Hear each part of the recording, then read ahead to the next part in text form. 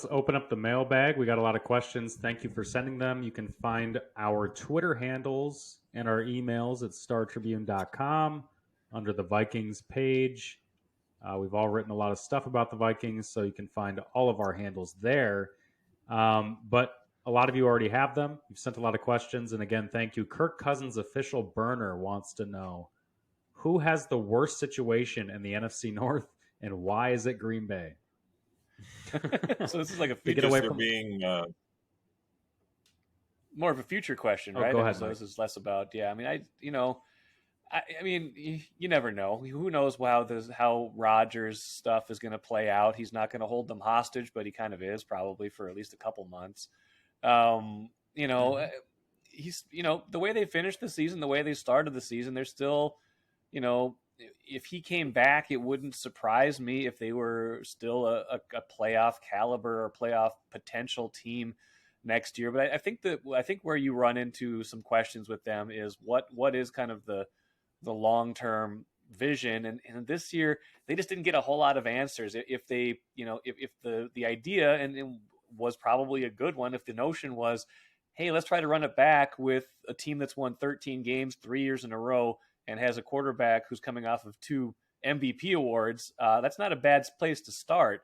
Where they finished, though, is out of the playoffs, but not so far out of the playoffs that A, they got a high draft pick, or B, they got a real look at Jordan Love, a quarterback they got to make a decision about. So that's where I think they're running into problems, is they just didn't really, none of the best case scenarios for them. Like the best case scenarios for them obviously would have been either be really good or be really bad. And they wound up somewhere in the middle, and that's kind of never where you want to be. So I think that's where you didn't learn much this year about how things could play out next year or beyond. Well, and they were tipping towards that. I mean, when Yes. they're 4-8, you're thinking, have we seen I remember asking, have we seen the last of Aaron Rodgers? When I think it was that game he got hurt in Philadelphia, you're thinking they're going to be eliminated officially fairly shortly, and you're going to see Jordan Love at that point. Rodgers continued to say, I want to play, at least until we're officially eliminated. They never were. So they never got a look at him, and they have to make a decision on his 5th-year option. You have Matt LaFleur coming out saying, I want Aaron Rodgers back. You can debate how sincere that is, and whether Rodgers will pay any mind to that or not. I mean, I think he makes $58 million if he does come back, and that's going to have something to say about it as well. But yeah, I think between their cap issues, between the fact that they still don't know heading into year 4 what they have in their first-round quarterback, and the fact that they are still dealing with a guy that has a lot of pull and has shown he is not afraid to use it to his own benefit, makes it a very difficult situation to navigate. I mean, you look at that compared to the Bears, where they have a young quarterback, they have $100 million to spend, they have the first overall pick. You have the Lions have a lot of high picks, may be able to roll with Jared Goff for a little bit. If they decided they didn't want to do that, they'd have options there too. They have a coach they believe in, I think, and the Vikings have a lot of questions coming up as well, but you have a 23-year-old superstar in Justin Jefferson that you can build around, and they're going to have a lot of questions going forward, independent of what happens this year. But yeah, I think that it's independent of trying to dunk on the Packers. I think there's a intellectually honest argument to be made that the Packers are in an awfully tough spot in the NFC North. Yeah, they're not as tough of a spot as Ryan Poles and the Bears. The Bears, I mean, that roster's so bad, right? It is bad, but they got a lot of freedom to make it how they want. It doesn't matter to me. That doesn't matter. Like the Jacksonville Jaguars turnaround from back-to-back number 1 picks only happens because Trevor Lawrence was always going to be great, right? Yeah. That Justin Fields, I have no belief that kid can manage a passing attack in the NFL. And so it leads to legitimate argument of like, do you trade him to then take a guy at number 1 that you want? I've heard, I think Mike Tannenbaum threw that out there and people thought, oh, that was such a dumb take. I agree with it. Like the Josh Rosen thing. Trade Justin Fields, because I don't think he's going to be. I think he's an electric runner, a Lamar Jackson type runner that you can build an offense around. But is it one that you want to build your 10-year plan around? One that is only going to have 3 cheap years left on it before you really need to start paying it. So I think Chicago, though, is like they have so much they need to restock and rebuild. Whereas Green Bay, you finally saw that defense kind of coming to life, where it was the offense and Aaron Rodgers that really let them down, in my opinion, in that Green Bay game. or the Lions game at the end. To me, if I'm the Green Bay, I look to move on from Rodgers, because does he give off the Tom Brady obsessiveness that you really need to thrive at 45? Like, they lost games because he, in my opinion, because he didn't have the connection with the receivers, and he skipped most of the offseason program where he could have built some of that. Exactly. And Tom Brady had to eventually skip that stuff, probably because, to save what was left of that marriage. But at one point, Aaron Rodgers, excuse me, just seems like he has other interests. Just seems like he has a broader view of the world in terms of whatever that view is. It's broader. It's away from football. Just not with family. And I don't think you can keep aging. It's not with family. I don't think you can keep aging that way. And there's only one Tom Brady. We can't expect guys to keep doing it. So that's my take. Yeah, I think the question with them, they do have pieces back, but they are also in a worse cap spot than just about anybody. And that, I think, is going to have a lot to say about who is back next year. There's going to be questions about, do you bring Aaron Jones back? David Bakhtiari's probably gone. Adrian Amos, the safety, is probably gone. There's going to be a lot of changes on that defense too. And they have good pieces. You have to figure out how to make them not go after athletic trainers in the middle of games, but they have good young players on the defense. I think they have a lot of questions to figure out, independent of what this year's team looked like. You can't just assume all those guys were back. We have one question that delves into this regarding all the Vikings decisions that have to be made moving forward. But Kevin wants to know, do you think the results of this game against the Giants will affect the Vikings' decisions moving forward? So do you see a win or a loss really having a drastic effect on a decision they might have to make with one guy or another? I don't think it will affect how the front office sees this. My hunch, and this is just a hunch, but my hunch has been that as magical of a run as this has been, Kwesi Adolfo-Mensah might be sitting in his office saying, okay, yeah, this has been fun, but can we do this again, or do we have to look at this a little bit more pragmatically? So I don't know that a Super Bowl run, for example, would change a lot. I think you're still going to have an offseason where they say, yeah, this has been great, but we have to make some changes. The question, I guess, would be more in terms of how ownership sees it. If they go win, they go on a run, is there more of a run it back pressure from ownership to bring guys back like Harrison Smith, like Adam Thielen, like Dalvin Cook, like Eric Kendricks? And these are some of the names that we're going to be talking about this offseason. I think if ownership kind of says, we're going to let you do what you want, I think it'll look different than if there's this pressure to say, hey, it's got to look the way it has. And my hunch would be that a lot of the decisions about how this looks in the future have already kind of been made, and it's going to have a much different feel, a much different configuration next year, independent of what happens in the playoffs. Well, to put a finer point on that, what do you think it would do for a possible, because we got another question about a Kirk Cousins extension, and Mike, I want to get your thoughts on that too. But in terms of just Kirk, Ben, what do you think about him? Well, you go back to I think the last extensive one-on-one Kwesi did with USA Today, where he did say, the position that you get nervous about blowing it up is quarterback. And there is that concern that if you go out and say, okay, we're going to go take a guy to replace a veteran starter, that he ends up not being very good. Especially where you're going to be picking, that is entirely possible. It's also entirely possible to miss on a guy at the top of the draft.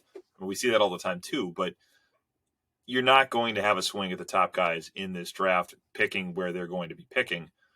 So, the Cousins question is always, it seems like we do this every offseason, and we'll do it again with an extension this year.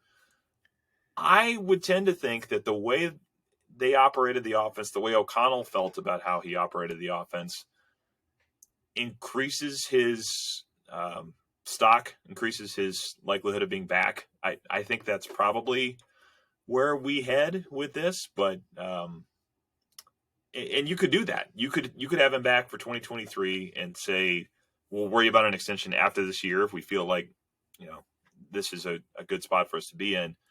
Some of the question here too, I suppose, depends on when they want to do a Justin Jefferson deal, but I guess I tend to think he's back and that there's a little more momentum towards that than there had been, simply because of how they feel about the way he's run the offense this year.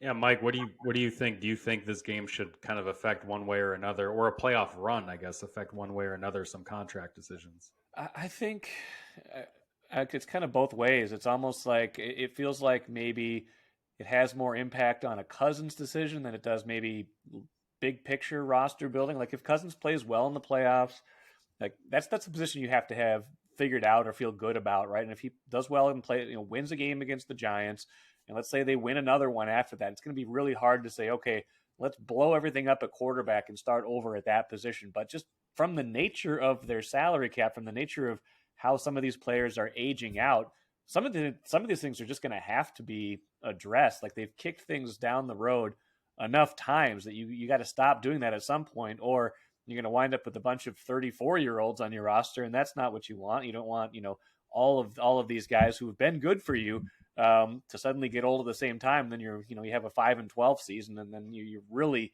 deep into a rebuild. But it's been such an interesting, strange year because, like we've talked about, statistically, this has not been one of Cousins' best seasons. In fact, like if you just look at the overall numbers, it's been one of his least productive seasons from certain standpoints. But he's also been very good in a lot of these close games. Been a reason they've won a lot of these close games. Has probably will get more comfortable and better if he was around for year 2, year 3, year 4 of Kevin O'Connell. So there's a lot of kind of interesting dynamics that play with him. But I think the roster has to get younger into 2023 outside of quarterback, just because there's no other way to do it. You can't keep all these guys around and expect to be good. And I think at least they're pragmatic about it. It's almost like the 2017 argument all over again when they had, such a surprising year that year.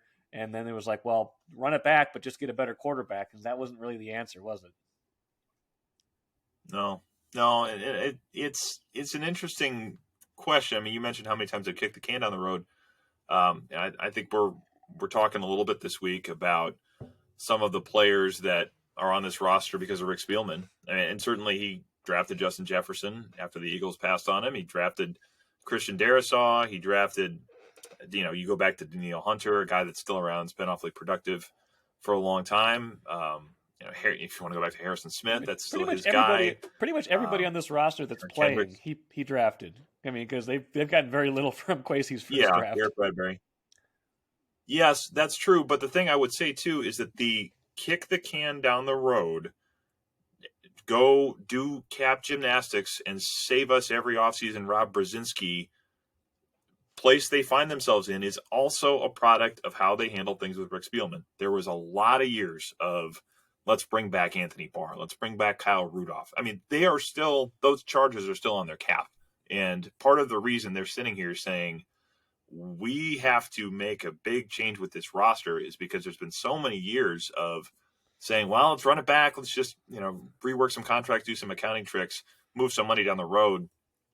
It is getting really hard to do that, especially as these players get old enough that you say, it's one thing to bring a guy back when he's 29. It's another thing, I think, when he's 32 or 33. So you've just gotten to that point where it's kind of inevitable. And for all of the Spielman drafted players that are here, the cap constraints they are under are also an effect of the Spielman approach over the years. So there's good and bad to it, certainly, but that's part of the story here as well. We got a question from Lee who said, is it the new norm now with coaches like Sean Payton in New Orleans and Sean McVay in LA leaving their teams in bad situations? And I would say don't be so short-sighted, because typically every long tenured coach or GM, that's kind of how it flames out, right? Where they start feeling the pressure, they get a long leash like Mike Zimmer did to stretch it out after the 2019 playoff victory in New Orleans, to stretch that thing out with Rick Spielman for 2 more years. And that's where a lot of the damage was done with those extensions and deals you're talking about in kind of a win now pressure mode, which is where the Rams found themselves out with Les Snead there enough, wanting to just maximize the window of the talent they had there with Sean McVay, or the Saints doing it around Drew Brees. Kwesi Adolfo-Mensah very much, as you mentioned, Ben, finds himself and has found himself for the whole year digging himself and trying to patch the holes in the boat as it's rowing or whatever. Because of all the crap that went wrong with the other administration that was just kind of pushing the stuff down the road in the attempt to save their jobs. Well, and it was pushing the stuff down the road too with players that they were fond of that the market probably would not have been as fond of. I mean, Anthony Barr is the prime example of this, but you pay a tight end, you pay two off-ball linebackers, Barr and Kendricks, you pay a running back, Dalvin Cook, you pay wide receiver 2, Adam Thielen, after paying Stephon Diggs. I mean, a lot of those things were, oh, we like this guy, we want to bring him back. They are, I think, paying for some of those things at this point. So, it's not just run it back. It's run it back in the way that we want to build our roster, which is not market efficient in a lot of ways that they did it. And I think it's going to be really, really interesting to see what this offseason looks like, because I think it will tell us how much freedom Kwesi Adolfo-Mensah has to shape the roster. It will tell us a lot about how he views the roster and the way it's currently composed. What Kevin O'Connell wants. I think all of these things, this is going to be a fascinating offseason, because I've said it, but I think the degree to which they won and the manner in which they did it has probably surprised even them. And this question of, can we just go do this again? I think if you're sitting there giving a hard look at it, it's hard to say, oh yes, this will happen every year just the way it has this year. Joel wants to know, why have Dalvin Cook's snaps gone up this season when Alexander Mattison has been really good in providing a good changeup over Cook? Joel wants to know, wouldn't there be value to a struggling run game to vary those guys and potentially the running schemes along with them? Dalvin Cook has been playing a lot, even including the first half at Chicago, where the game was relatively meaningless, especially with San Francisco running away with that game. So, yeah, what do you guys think of their usage at running back, and especially Cook being one of those big decisions they have to make this offseason? Well, it's been interesting. I think after the game, I wrote about this a little bit on Monday, but you're looking at success rate on some of those carries. I think Cook had 10, or Madison had 10 and was successful on 9, meaning 40% of the yards you need on first down, 60% on second down, 100% on third or fourth down. When they needed a yard, he's been the guy that can get a yard. I mean, he runs, kind of leans forward, runs with his pads low enough that he tends to fall forward a little bit more, I think, than Cook does. He's a little less likely to dance in the backfield, probably, than Cook has been. Some of the metrics would suggest that. So I think at the very least, some of these got to have a yard, got to have 2 yards, everybody knows we're going to run the ball type situations. Madison makes some sense there and has not had the fumbling issues that Cook has had. I think that's a worthwhile discussion of, can you carve out a little more of a role for Alexander Mattison than just, hey, Dalvin needs a blow here or there. Is there more of a package that you put in for him in some of those situations? Yeah, Mike, what do you think?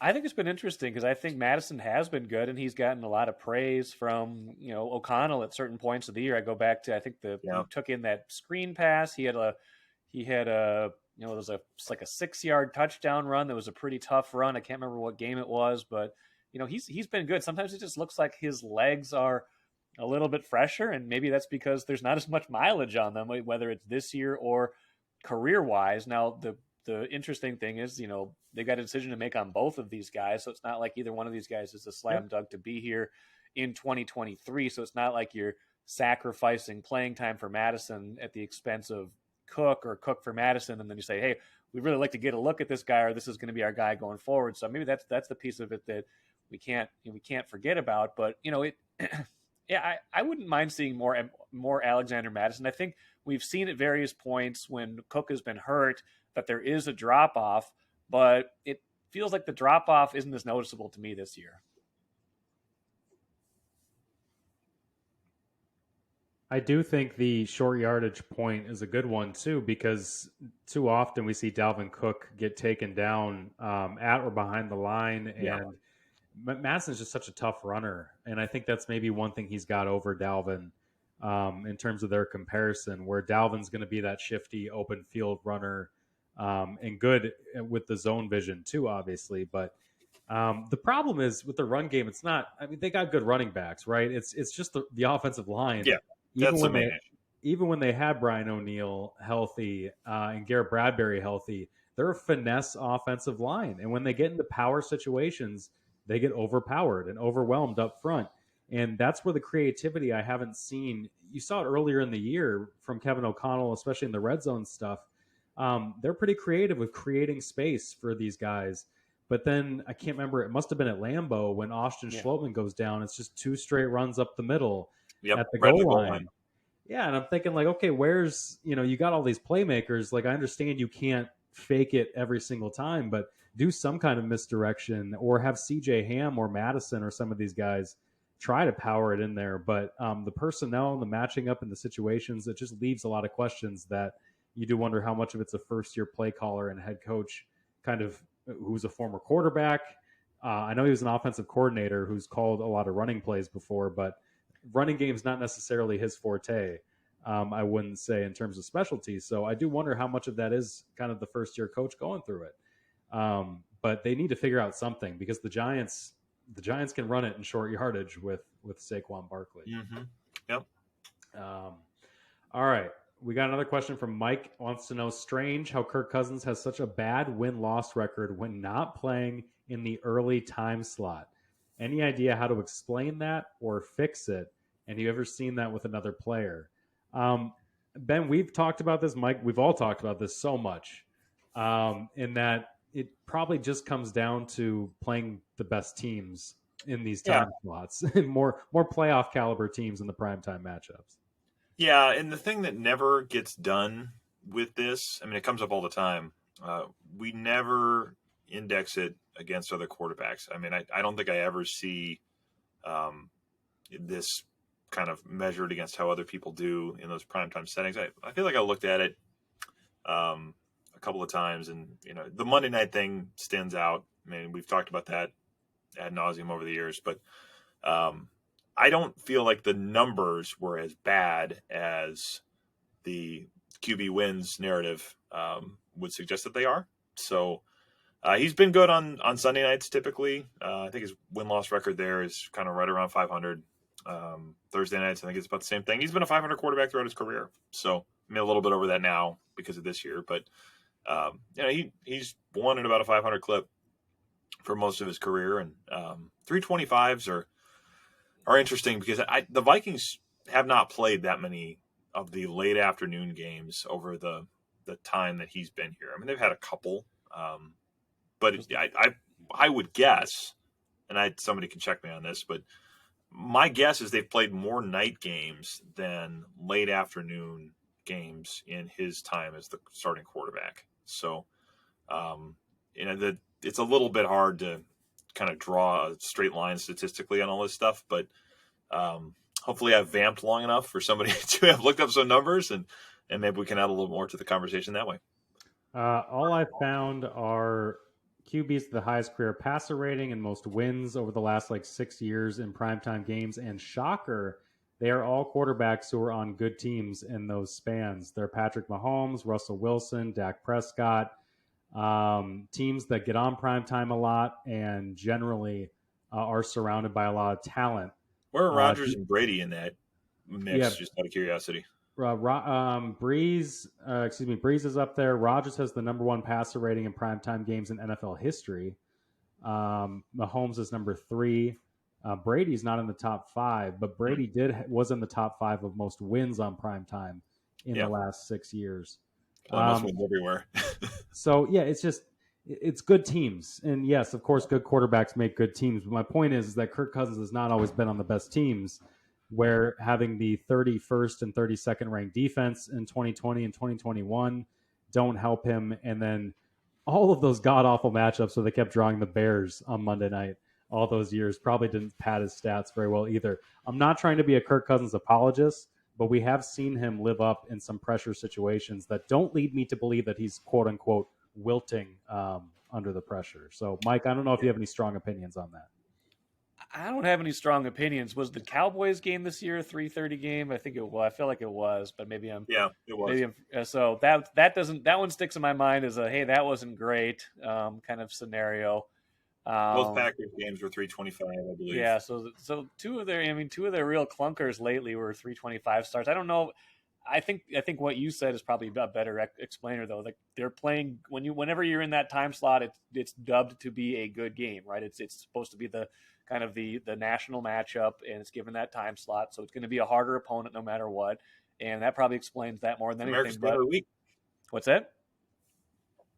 Said it's America's Game of the Week. It's America's Game of the Week. So I don't know. I don't know what to make of it other than it's it's an interesting stat. I think he's like 7-17 or something like that in that time slot. But I don't know if it's anything more than a statistical outlier. But it's something to watch to see how they come out in particular in the early parts of this game on Sunday. Yeah, to me, it matters much more about who they're playing. Like Kirk Cousins' last postseason, where he went on the road and made some really big throws against the Saints at the Superdome to win in overtime. Might have been a push-off by Kyle Rudolph, but we won't talk about that. And then had to go on the road to San Francisco. We don't talk about Rudolph. Had to go on the road to San Francisco, where they got pummeled, and he got sacked 6 times, and there was just no chance in that game. So it might just be who you're playing. And so that's why on Sunday, it seems like a coin flip chance. Do you guys have any major predictions before we go on what's going to happen on Sunday? Mike, what is your feeling?